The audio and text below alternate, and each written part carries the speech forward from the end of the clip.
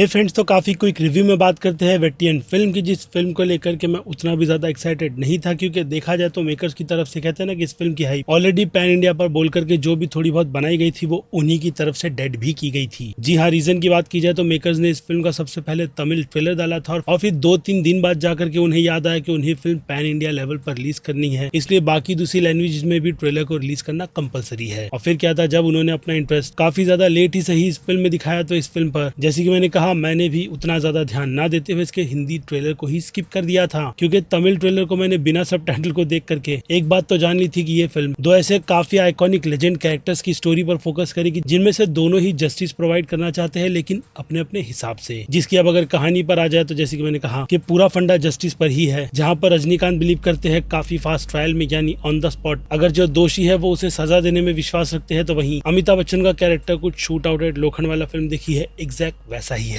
लेकिन इन सब के बीच कहानी शुरू होती है एक मर्डर मिस्ट्री क्राइम से, जो कि असल मायने में एक स्कूल की टीचर का हुआ है, लेकिन उससे रिलेटेड और भी कई सारी चीजें हैं। यूट्यूब की गाइडलाइन भी बनती है, इसलिए उस पर ना जाते हुए मैं आर वाला फंडा ही कहूंगा, बाकी आप समझदार हो। जिसमें बस देखना इंटरेस्टिंग यही रहेगा कि इस केस के पीछे कौन कौन सा राज है और किस तरीके के जस्टिस को प्रोवाइड करते हुए वो कहते हैं ना कि सिस्टम में कितनी खामियां है, ये फिल्म उन्हीं सभी पर फोकस भी डालती है, क्योंकि ऐसा ना हो कि इंसाफ इतना ज्यादा लेट मिले कि दोषी उन सब से बच निकलने में काफी ज्यादा आसानी से कामयाब हो। जिन सभी का जवाब आपको ये ऑलमोस्ट 3 घंटे की फिल्म थिएटर में जाकर के ही देगी, जिस फिल्म में सिर्फ यही 2 एक्टर ही नहीं बल्कि और भी काफी टैलेंटेड एक्टर फहद फासिल और राणा दग्गुपति भी शामिल है, जो हमें इन सभी बातों का हिंट दे देता है कि फिल्म का टॉपिक अगर इतने सारे स्टार्स मिलते हैं तो किस तरीके का होगा। क्योंकि देखा जाए तो ये फिल्म टिपिकल मास मसाला वाली जैसी ट्रीटमेंट की फिल्म है नहीं, जिस हिसाब से डायरेक्टर के कंधे पर बहुत बड़ी रिस्पॉन्सिबिलिटी भी आ जाती है कि अगर वो एक्टर्स को उसके काफी अच्छे ही स्वैग के साथ, खास करके वो भी सुपरस्टार रजनी सर को ना प्रेजेंट करे तो ऑडियंस क्या चाहती है। यानी पूरी तरीके से फिल्म का फोकस स्टोरी पर ही था, जिसे लिखने और डायरेक्ट करने की जिम्मेदारी जय भीम फिल्म के डायरेक्टर टीजे गनवाल को दी गई है, जिनके नाम के आ जाने से भी आप कह सकते होगे उनके फॉलोअर्स डेफिनेटली इस फिल्म को तो मौका देंगे ही। और मैं भी उसी पैटर्न पर आगे बढ़ते हुए जब इस फिल्म को देखने के लिए गया तो शुरुआत के 20 मिनट आप कह सकते हो कि फिल्म मासी ऑडियंस का पूरा ध्यान रखते हुए रजनी सर को बिल्कुल उसी अंदाज में प्रेजेंट करती है, या फिर कहूँ फिल्म में दिखाए गए जितने भी एक्शंस के पोर्शंस हैं, डायरेक्टर की वहाँ पर पूरी की पूरी कोशिश है कि वो मास ऑडियंस यानी कि रजनी सर के फैंस को बिल्कुल भी डिसअपॉइंट ना करे। लेकिन इससे हटकर जो चीज मैं अमिताभ बच्चन सर और रजनीकांत के बीच में देखना चाहता था, वो चीज खैर तो मुझे उस लेवल की नहीं मिली। यानी कि डायलॉग डिलीवरी वो होती है ना कि 2 कैरेक्टर जब आपस में टकराए तो वो बातों से ही एक दूसरे को ढेर कर दे, वो सिचुएशन फिल्म में नहीं बन पाई। तो वहीं दूसरी तरफ अगर बात करूँ फाफा यानी कि फहद फासिल की, तो उनके हत्ते एक ऐसा किरदार निकल कर आया है जो कि आप थिएटर में जाकर के देखो तो आपके लिए ज्यादा बेटर रहेगा, क्योंकि वो कहते हैं ना कि उन्हें फिल्म का सरप्राइज पैकेज बना करके जितना कम ट्रेलर में दिखाया गया है, फिल्म में उसे अच्छी तरीके से यूटिलाइज करते हुए मैं कह सकता हूँ कि उन्हें ही पूरे मजे करने का मौका मिला है, क्योंकि हंसी वाला पात्र। और हाँ, मैं कह सकता हूँ कि इस फिल्म में भी लाफिंग फैक्टर का पूरा क्रेडिट उन्हें ही जाएगा। और दूसरी तरफ राणा दग्गुपति के कैरेक्टर के बारे में आप जितना कम जानो खैर, लेकिन आगे बढ़े तो उससे हटकर बीजीएम भी निकल कर आता है, जिसमें मुझे लगता है कि अनिरुद्ध का काम भी अच्छा है, या फिर कहूँ कि फिल्म की पूरी टीम का, जहाँ ये फिल्म अगर कहीं पर बहुत बुरी तरीके से मार खा रही है तो वो है सिर्फ और सिर्फ लेंथ, जो कि डेफिनेटली फर्स्ट हाफ तक तो मुझे लगता है कि इस फिल्म की कहानी का पूरा पैकअप ही कर देती है। जी हाँ, कहानी कुछ उसी मोड़ पर आगे बढ़ी थी जहाँ पर मैं भी सोचने में लग गया कि बिना इंटरवल के फिल्म ऐसे खत्म कैसे हो सकती है। लेकिन मेकर्स के पास यहाँ पर दूसरे भी प्लान थे, जिसके चलते फिल्म का सेकंड हाफ बना, और उसी के चलते फिल्म बीच में कई सारे डल से ऐसे मोमेंट लेकर के आ जाती है जो कि फिल्म में उतनी भी डिमांड नहीं करते। इसके अलावा अगर फीमेल लीड्स की बात नहीं कर रहा हूँ तो आप समझ जाओगे फिल्म में उन्हें कितना स्क्रीन स्पेस दिया गया है, लेकिन फिर भी कुछ अच्छे से एक्शंस एक एक्ट्रेस को बहुत अच्छा दिया गया है, लेकिन दूसरी जो रजनी सर की वाइफ बनी है उनके लिए भी कुछ सरप्राइज सा एलिमेंट डाल रखा है, खास करके वो गन वाला। आप फिल्म देख लेना, समझ जाओगे क्या बताने की कोशिश कर रहा हूँ। यानी कुल मिलाकर के देखा जाए तो एक अच्छे खासे बजट में मेकर्स ने प्रोजेक्ट निकाला है, जिसके चलते ये फिल्म आपका ठीक ठाक सा भले से ही अच्छा खासा टाइम क्यों ना ले, लेकिन सेटिस्फाई तो करती ही है। क्योंकि उससे हटकर अगर मैं फिल्म को प्रो लेवल पर रखूँ तो फिल्म में जितनी भी फिल्म हिस्ट्री दिखाई गई है वो डेफिनेटली नई ऑडियंस के लिए तो काफी ज्यादा अच्छी रही होगी, लेकिन हम जैसी प्रो ऑडियंस इन चीजों को बार रिपीट मूड में इतनी बार देख चुके हैं, जहाँ पर इस बार डायरेक्टर आप समझ सकते हो कि किन चीजों पर फोकस करके अपनी फिल्म की कहानी आगे दिखाते हैं, यानी कि उनकी फिल्मोग्राफी की बात कर रहा हूँ। क्योंकि जैसे कि मैंने कहा, सिस्टम डिले, इन सब से कौन बचकर निकलता है और किससे फायदा होता है, वो बातें बस मैं आपको इशारे में बता रहा हूँ और आपको अभी से समझ आ रही होगी। तो हाँ, फिल्म का हाल भी कुछ उसी तरीके का है। यानी हो सकता है कि मास ऑडियंस थिएटर से बाहर निकलने के बाद ये तक कहे कि रजनी सर का मैजिक इस बार उनके लिए उस लेवल का वर्क नहीं किया, लेकिन फिर भी मैं कहूंगा कि रजनी सर ने जहाँ मासी फिल्में कई सारी दी है, तो यहाँ ये फिल्म उनसे एक्टिंग करवाती है, और ये फिल्म असल मायने में उन स्टार्स की नहीं बल्कि डायरेक्टर की ही फिल्म है, जहाँ पर हाँ वो कहीं ना कहीं इतने बड़े स्टार्स को लेने के बाद थोड़े बहुत तो चूके ही है, लेकिन फिर भी फिल्म ने क्राइम मिस्ट्री थ्रिलर के बीच अंत में थोड़ा सा इमोशनल का एंगल भी डाला था, जिन सबसे अब हटकर मुझे लगता है कि थोड़ी और डिटेल्स की रेटिंग के टाइम पर अगर डिस्कस करूं तो एक्शन वही जैसे सिंपल सी फिल्म में होते हैं, इस फिल्म में भी कुछ उसी तरीके के हैं, जो कि इस फिल्म को एक्शन की इस कैटेगरी में 5 में से 2.5 स्टार से ज्यादा मेरी नजर में तो रेटिंग नहीं दिलाएगी। और फिर बात की जाए कॉमेडी की, तो जैसे कि मैंने कहा कॉमेडी का पूरा पोर्शन फहद फासिल के ही चलते इस फिल्म को 5 में से 2.5 स्टार की रेटिंग देता है। जिसके बाद बात करें ड्रामा की, तो जैसे कि मैंने कहा पूरी फिल्म का फोकस इसी पर था, जिस हिसाब से ड्रामा भी इस फिल्म को 5 में से 2.5 स्टार की रेटिंग दिलाएगी। आई नो रेटिंग थोड़ी कम लग रही होगी, लेकिन आप समझ ही सकते हो कि फिल्म की कहानी उतनी भी ज्यादा आउट ऑफ द बॉक्स वाली नहीं है, जिस तरीके के टॉपिक पर हमने कई सारी अच्छी से अच्छी फिल्में देखी है। बाय द वे, इस फिल्म को देखते वक्त मुझे जन गण मन फिल्म की भी याद आ रही थी। अगर आपने नहीं देखी तो मस्ट वॉच, वो भी फिल्म बनती है। और फिर आ जाए सीधे फिल्म के सस्पेंस पर, तो सस्पेंस मेरे लिए किसी भी तरीके का वर्क नहीं कर पाता, लेकिन कुछ थोड़े बहुत मोमेंट्स मेरे हिसाब से इस फिल्म के सस्पेंस को 5 में से आधा स्टार दिलाएगी। और फिर बात रही फिल्म की हॉरर, फील की तो फिल्म में हॉरर नहीं, लेकिन फिल्म का काफी माइनर सा मोमेंट कुछ ऑडियंस के लिए अच्छा खासा वर्क कर जाएगा, लेकिन मेरे लिए 0 वाली कैटेगरी से आगे नहीं बढ़ेगा। और फिर आ जाए सीधे मास ऑडियंस पर, तो जैसे कि मैंने कहा इस बार मास ऑडियंस इस फिल्म से उतने भी ज्यादा खुश नहीं, लेकिन दिल पर पत्थर रखकर वो लोग इस फिल्म को एक अच्छी फिल्म की कैटेगरी में डालकर आगे बढ़ेंगे। यानी उनकी नजर में ये फिल्म सीधे सीधे B+ की कैटेगरी की बनती है। तो वही बात की जाए क्रिटिक्स की, तो क्रिटिक्स की भी राय इस फिल्म को लेकर के काफी मिक्स बैग वाली ही निकल कर आएगी। यानी उनकी नजर में भी ये फिल्म कहीं ना कहीं B+ की कैटेगरी डिजर्व करेगी। तो मैं इस तरीके के काफी ज्यादा देखे जाने वाले कंटेंट को अक्सर करके B की कैटेगरी में ही रखता हूँ, और ये फिल्म भी उसी कैटेगरी की है। जिस बारे में फिर क्या मैंने अपना ओपिनियन आपको दिया है, बाकी अब बचती है आपकी राय। आप मुझे कमेंट में लिख कर जरूर बताइएगा, क्योंकि अब वक्त है मेरी तरफ से इस वीडियो को दी एंड करने का। बाकी मैं हूँ Aziz, movie stock show channel like share subscribe भूलना मत। मिलूंगा जल्दी दूसरी किसी वीडियो में। Till then